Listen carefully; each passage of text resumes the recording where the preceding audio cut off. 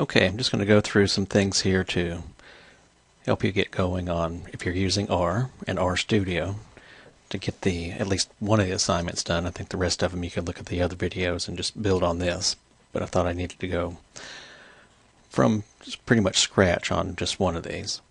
Anyway, I will say this, I also will be downloading this code, so that's available if you haven't found it already. The first thing, if you're going to use this particular code to run an analysis of variance, the way I'm doing it, you'll need to load or install and load two packages. One of them is called sjplot, the other one sm.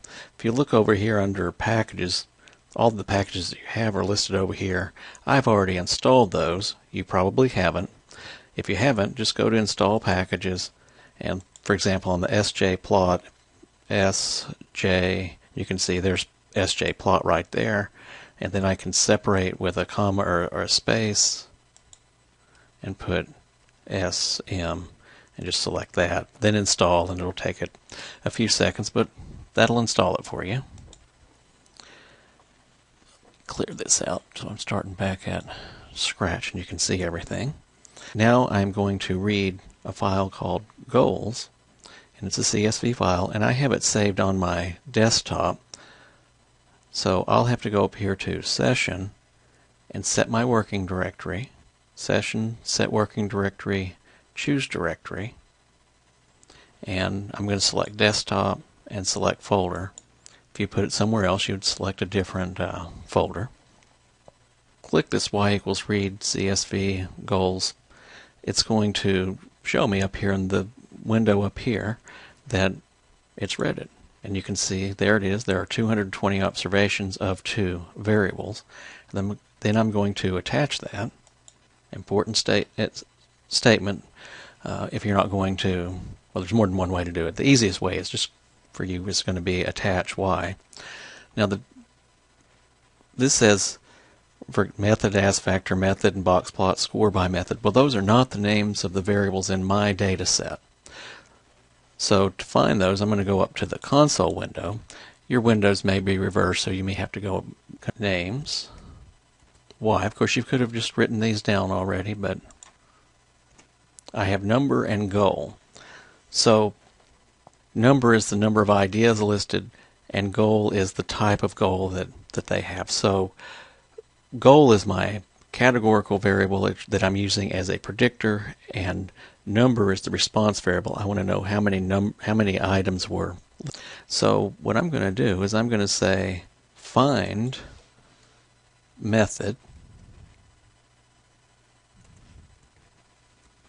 and replace that with goal, since that's my categorical predictor, and I'm just going to click all, and you can see it replaced it 14 places. That just means I don't have to go through the whole thing and look for everything. And then I'm going to let me go back up to the top. I'm going to take where it says score. I would like for that to say number. So all I'm doing here is changing the variable names to match the data that I have. And that's replaced that 11 times. So really, once you have the data loaded and you've changed the names of the variables, you should just be able to click through here and run things. So I'm going to run these two, and now it's switched to the plot window, and you can see I've got a pretty small screen that I'm working with right now, but there's a box plot. And if I did it on this one, I might as well show you. I'm going to go ahead and add a couple of things to that just to make the box plot look a little bit better. I'm going to do frame plot equal false. And let's do color equals concatenate, and I'm going to say that my first color, I'm going to want tomato. You could put red or something like that if you want, but I happen to know one of the ones is tomato, and another one is, you can call it tomato if you want to, I guess. Another one is goldenrod. So I'll just use those. We could do some other things, but that'll be sufficient. I should say one thing here. You notice that I have this, it says attainable, challenging, and vague. I actually just did that in, you will see that the data I gave you had 1s, 2s, and 3s. I actually simulated my data the same way I did yours, but then I went in Excel and searched and replaced and called it challenging, attainable, and vague instead of 1, 2, and 3. That was just a little easier to do in Excel than in R.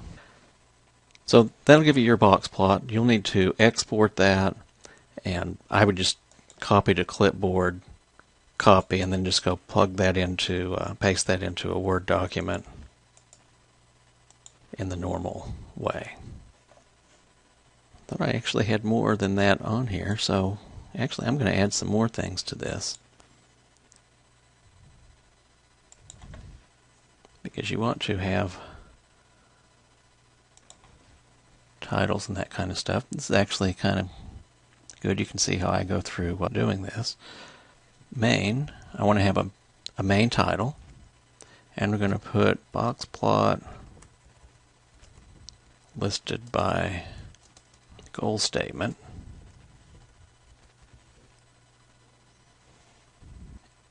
And xlab equals quotes.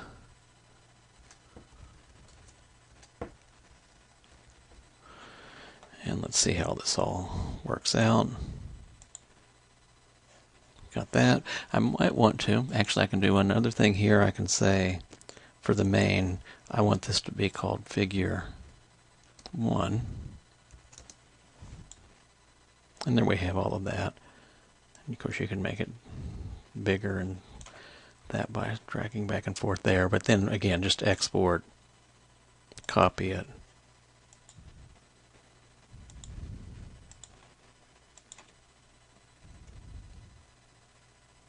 Just Control V here. That didn't look very good. So, for now, the easiest thing, you can change the fonts and everything, but I really don't want you guys to do that. So figure 1, I'm just going to put, and let's see what we get if we do that.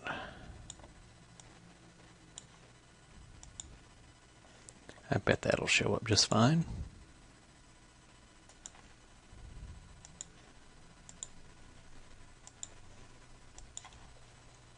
There are ways to do this by changing fonts and putting a number of lines and everything, but we don't want to get that to be the focus of this. Now, make sure when you're looking at this you can see that how to run the ANOVA. I'm just creating an object called A, which is an ANOVA. It's actually going to put it up here in this other window. Anyway, there's a summary, and you can see all of the,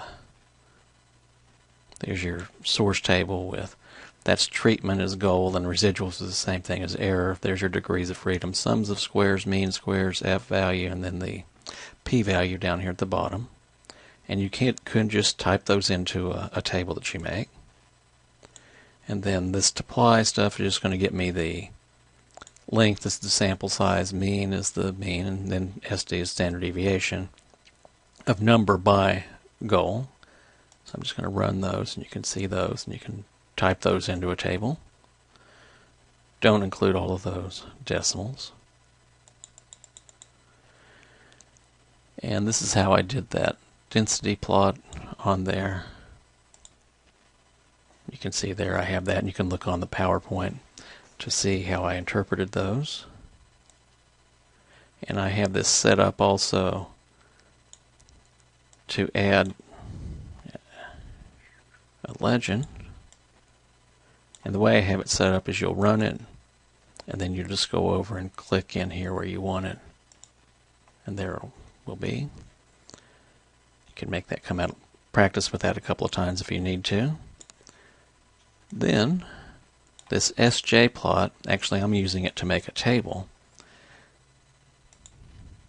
And you can see it automatically put out a table here in the viewer, which you can then just copy over into Word and then into a PowerPoint. I would recommend that you copy it into Word first.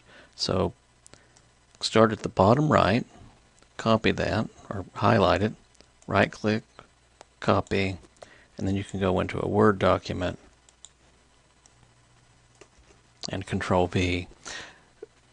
You really don't need the standard errors, and the p-values here, if you're in the introductory class, probably don't need those. Those are for something that's called dummy coding, and that's another semester. What I'm going to do, or what I did in the one that I presented, was I just deleted those cells, and then I changed this column to variance, and then I just squared these standard deviations and put them in this column. That way you can check for the assumption of whether or not you have homogeneous variances. And then I also just deleted this. You could actually maybe be better here to put table 1,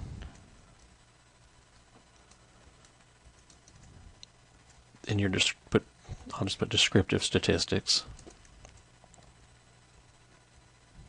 whatever you want to call that. Would have been a little bit better if I would have spelled it correctly, but here, take care of that. And then if I want this in a PowerPoint, you could, well, it's just easier to go through Word first on that. Copy, and then go to the PowerPoint.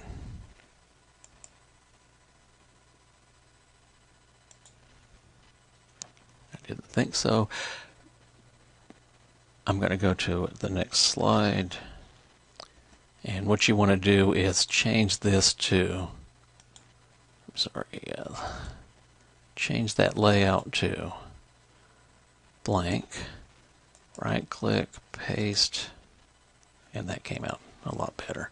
So it didn't like being put into this. You needed to change that to a plain slide, and then you can adjust that whole thing however you want it.